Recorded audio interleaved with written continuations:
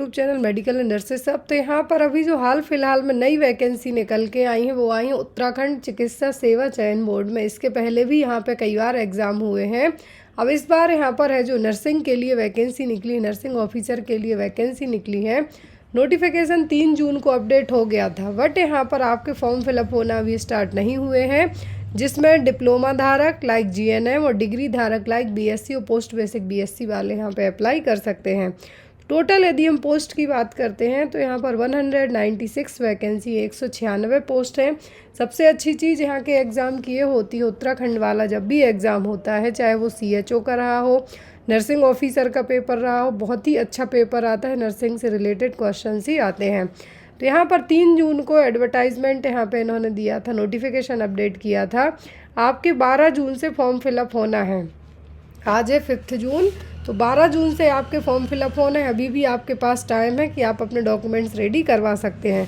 Form fill up होने हैं आपके 2 जुलाई तक। पूरे का पूरा यहाँ पे आपको 18-20 दिन का टाइम दिया गया है। तो आपको यहाँ पे शुक्रवार से 12 जून से फॉर्म भरे जाने हैं, जो कि बृहस्पतिवार दैट मीन्स गुरुवार तक आपके फॉर्म है जो शाम के 5 बजे तक ही ऑफिशियल वेबसाइट पर ऑनलाइन फिलअप होने हैं। यहाँ पे ऑफलाइन फॉर्म नहीं भरे जाने, ऑनलाइन फॉर्म भरे जाने हैं। और 2 जुलाई तक ही आप है जो अपनी यहाँ पे पेमेंट कर सकते हैं फॉर्म एप्लीकेशन की। और आफ्टर दैट यहाँ पे आपको यदि आपने कुछ गड़बड़ियाँ की हैं फॉर्म भरते टाइम, तो आपको 4 जुलाई से लेकर 7 जुलाई तक का टाइम फिर से दिया जाएगा, ताकि आप कुछ रेक्टिफिकेशन करना चाहते हैं तो वो कर सकते हैं। पर जब 196 पोस्ट हैं तो क्या मेल फीमेल दोनों कैटेगरी अप्लाई कर सकते हैं? यस, यहाँ पे बिल्कुल महिला और पुरुष दोनों कैटेगरी के लोग अप्लाई कर सकते हैं। अब यहाँ पर एक है नर्सिंग अधिकारी महिला के लिए और दूसरी है नर्सिंग अधिकारी पुरुष के लिए, बट यहाँ पर टोटल मिला के बात करी जाती है तो टोटल आपकी पोस्ट कितनी हो जाती है? 196 ही।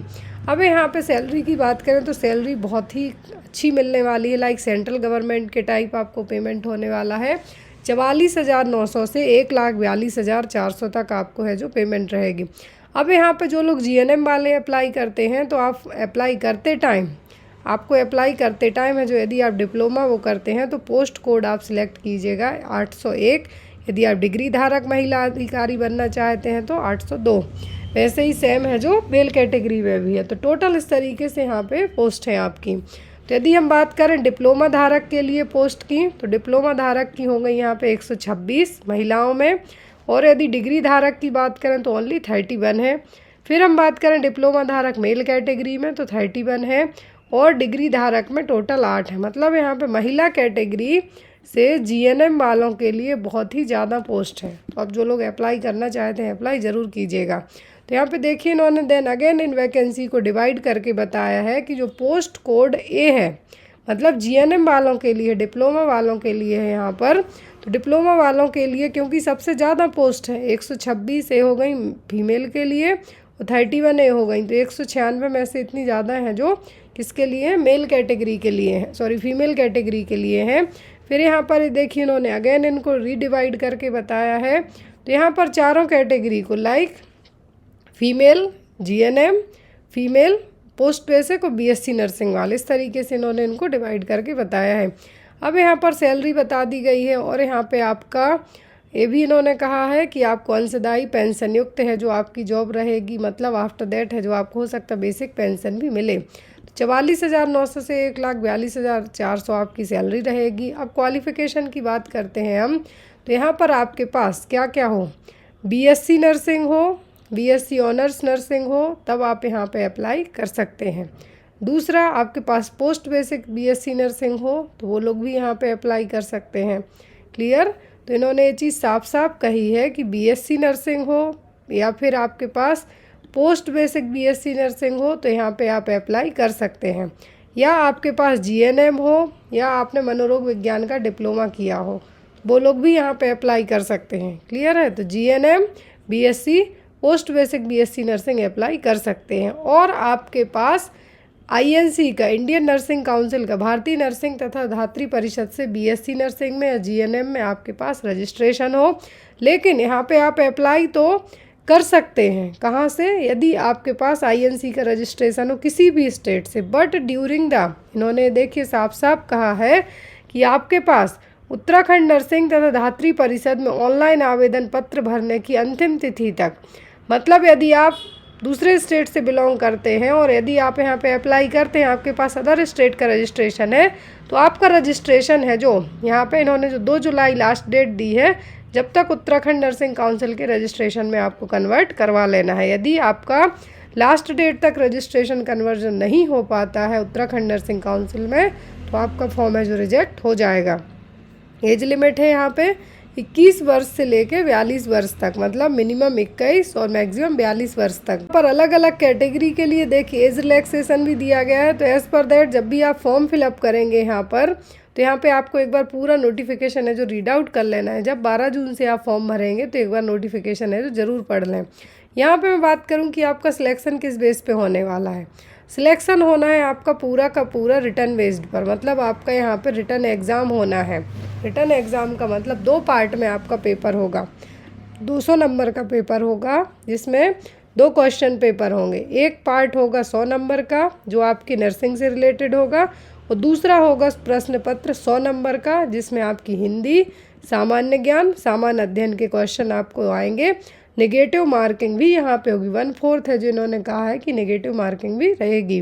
यहाँ पे तैयारी आपको अच्छे से करनी है और इन्होंने साफ साफ कहा है ऑब्जेक्टिव क्वेश्चन रहेंगे, मतलब MCQ बेस्ड पेपर ही होना है आपका दोनों पार्ट में। नर्सिंग में भी 100 क्वेश्चन है और दूसरा सेक्शन है जो उसमें भी 100 क्वेश्चन है। तो यहाँ पे आपका जब एग्ज़ाम होगा तो यहाँ पे कहा गया है कि आपको पेपर की हार्ड कॉपी दे दी जाएगी, आप आफ्टर एग्ज़ाम के बाद इसको साथ में लेके जा सकते हो। उत्तराखंड में इसी तरीके का पेपर होता है, आंसर सीट बस आपकी सबमिट हो जाएगी और आफ्टर दैट कुछ समय के बाद यहाँ पे आपकी आंसर की जो UKMSSB की ऑफिशियल वेबसाइट है इस पर दिखा दी जाएगी। तो ये देखिए पेपर आपके हो सकते हैं जो सेंटर निकलेंगे आपके आफ्टर एप्लीकेशन फॉर्म के बाद एडमिट कार्ड में, देहरादून, श्रीनगर, हल्द्वानी एंड अल्मोड़ा। तो यहाँ पे आपके एग्ज़ाम होने के चांसेस रहेंगे।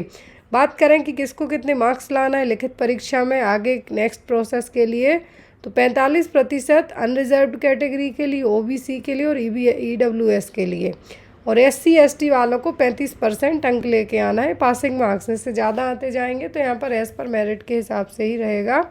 नेगेटिव मार्किंग भी है आपकी, और यहाँ पे कहा गया है कि पेपर आपका हिंदी और इंग्लिश दोनों भाषाओं में रहेगा। हिंदी और इंग्लिश दोनों भाषाएं रहेंगी। यहाँ पे बुकलेट रहेगी, बुकलेट आप साथ में ला सकते हैं। OMR सीट में आपको आंसर फिलअप करना है। इन्होंने पूरी हर एक चीज़ क्लियर बताई हुई है कि आपको किस तरीके से है जो क्या क्या करना है। और OMR सीट में आप वाइटनर का इस्तेमाल ना कीजिए, अदरवाइज़ आपके आंसर है जो क्या कर दिए जाएंगे, इनकरेक्ट है जो कर दिए जाएंगे यदि आपने अपनी ज़्यादा कलाकारी वहाँ पे दिखाई तब। फॉर्म भरने के लिए आपको अभी वेबसाइट पर लिंक है जो आपकी रहेगी ukmssb.organization। तो यहाँ पर आपको अभी फॉर्म नहीं है जो अपडेट नहीं हुए, लिंक अभी नहीं आई है। नर्सिंग ऑफिसर्स एग्जामिनेशन 2026 और medical health and family welfare department Uttarakhand में आपको अप्लाई है जो करना होगा। तो जो लोग फॉर्म भरेंगे ध्यान रखिए 2 जुलाई लास्ट डेट है फॉर्म फिलअप की, बट आफ्टर दैट आप यदि कुछ गड़बड़ी करते हैं तो उसको सुधारने में आपके लिए है जो डेट दी जाएगी।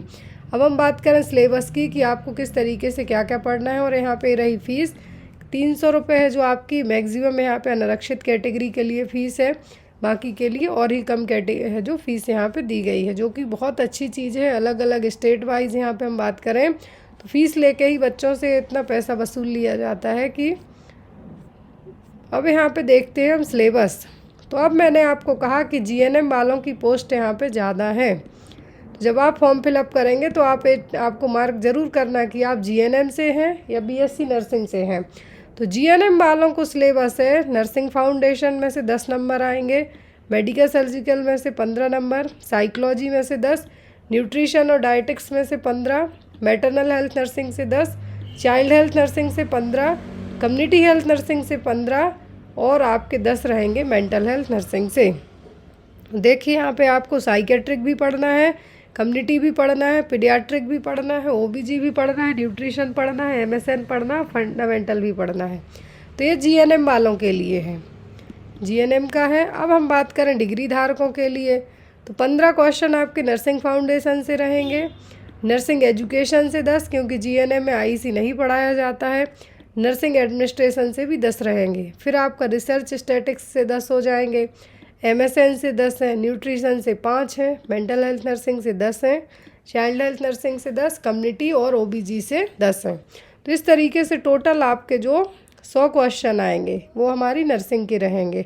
फिर जो दूसरा सेक्शन है उसमें आपकी हिंदी, सामान्य ज्ञान और सामान्य अध्ययन। एज़ पर मेरे जो एक्सपीरियंस रहा है उत्तराखंड एग्ज़ाम को लेके, नर्सिंग सेक्शन बहुत अच्छा आता है।